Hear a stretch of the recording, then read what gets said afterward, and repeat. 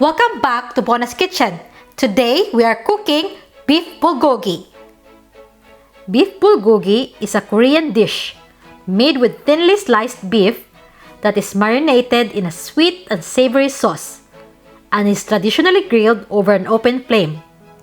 It is also often stir-fried in a pan in home cooking like we will do today.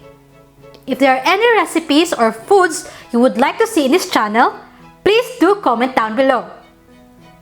Are you ready? Let's get cooking! The ingredients that we will need are 1 pound of beef sirloin,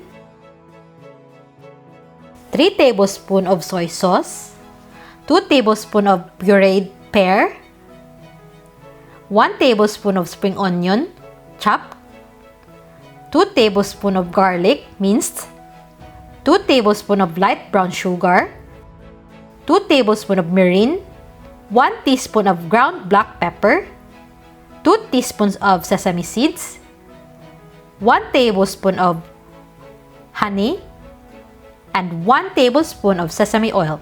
You can also check the full list of ingredients in the description below. We will now thinly slice the beef ready for our bulgogi. I am using this amazing new knife I got from Nakano Knives.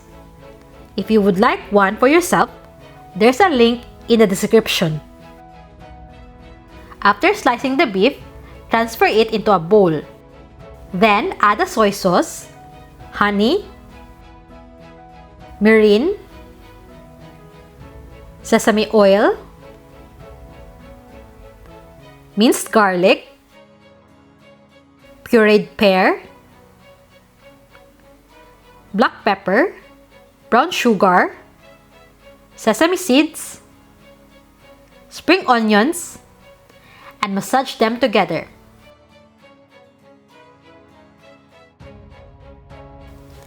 In a pan over high heat, stir-fry the beef.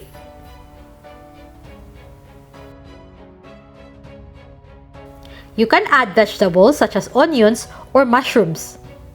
For this one, I'm using onions. Cook it until it becomes brown and the liquid has evaporated.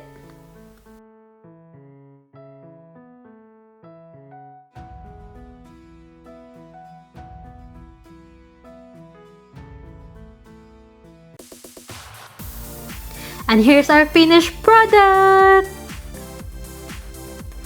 Bulgogi is savory, salty, sweet, and with a hint of garlic flavor.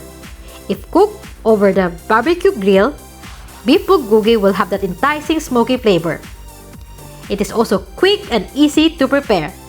I hope you will give this a try.